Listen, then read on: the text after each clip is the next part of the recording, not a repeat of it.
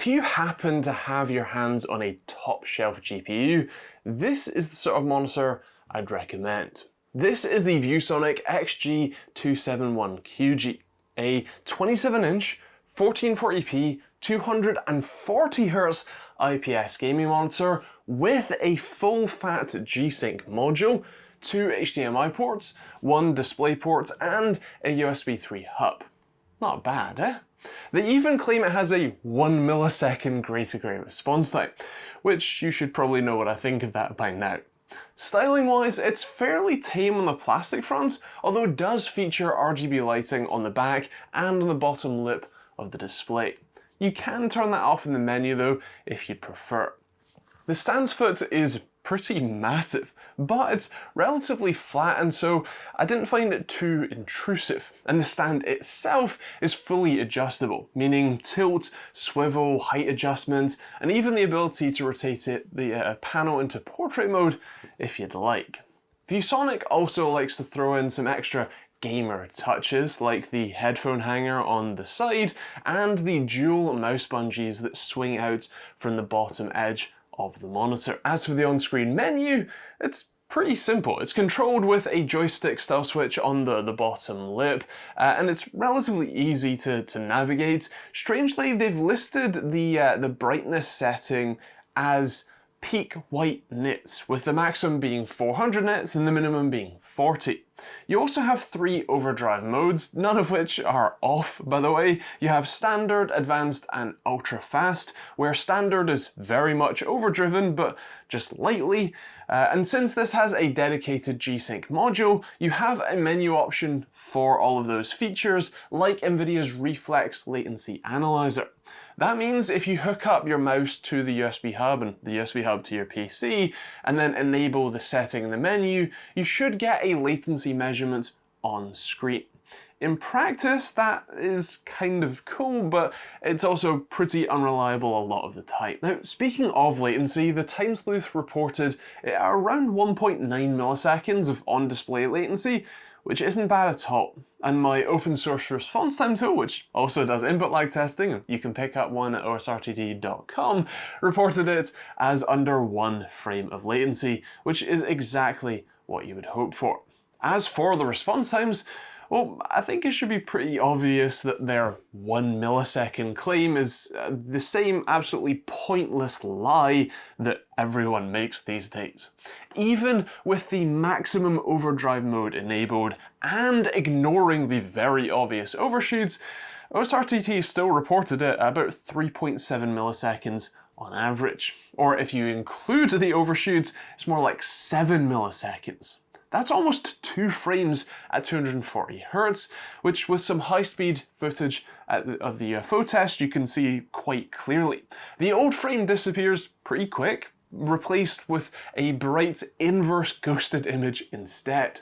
I would argue that that's rather less desirable than just a regular ghosted frame. Now, if you step it back to the advanced option, you get a very similar initial time at around 4 milliseconds, but the average perceived time actually comes down to more like 6 milliseconds thanks to a lot less overshoot.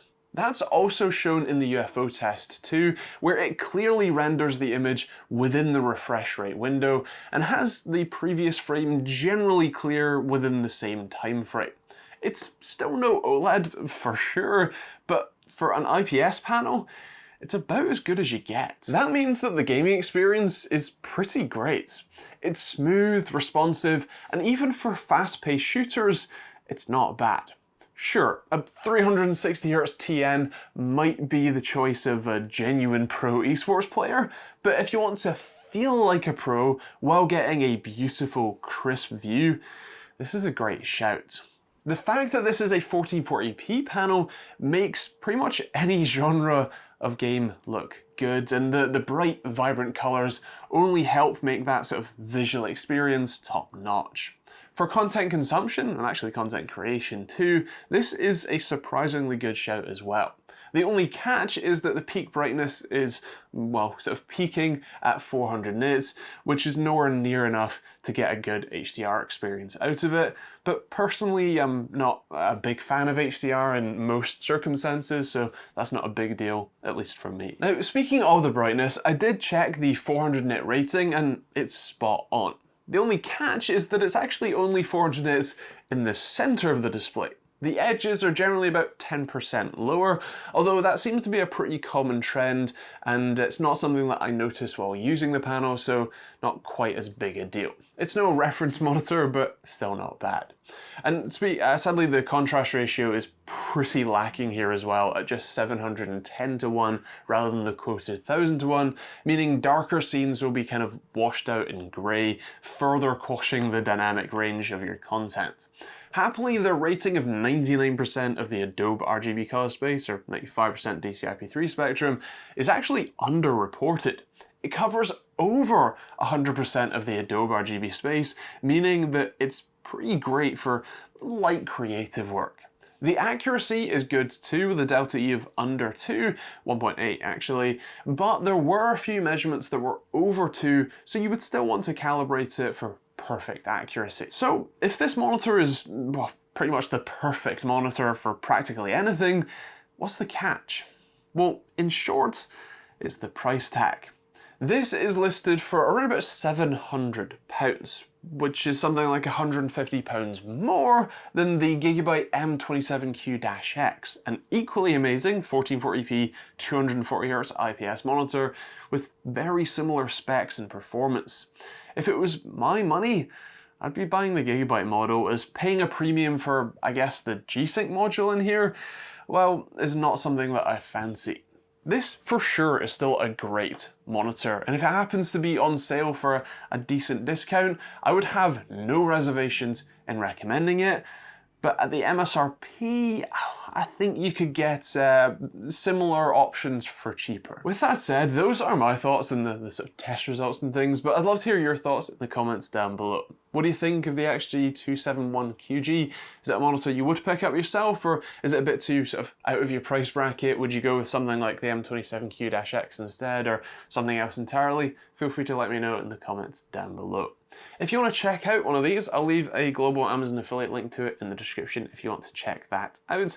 And that's kind of it. If you want to see more videos from me, more monitor reviews, more general tech reviews, comparisons, and a load of other stuff, hit the subscribe button and turn on the bell notification icon. If you want to pick up one of my OSRTT Pro tools to test monitors just like me, or possibly better, then check out the link in the description. That's osrtt.com.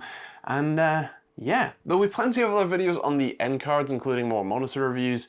You can also support the channel through YouTube or Patreon, or picking up a hoodie or t-shirt like this one, or a load of other designs I made myself. There's also other affiliate links that you can check out, places like, well, Amazon, Overclock UK, if you're buying from there. That's kind of it, really. Hope you enjoyed the video. Thank you for watching. We'll see you on the next one.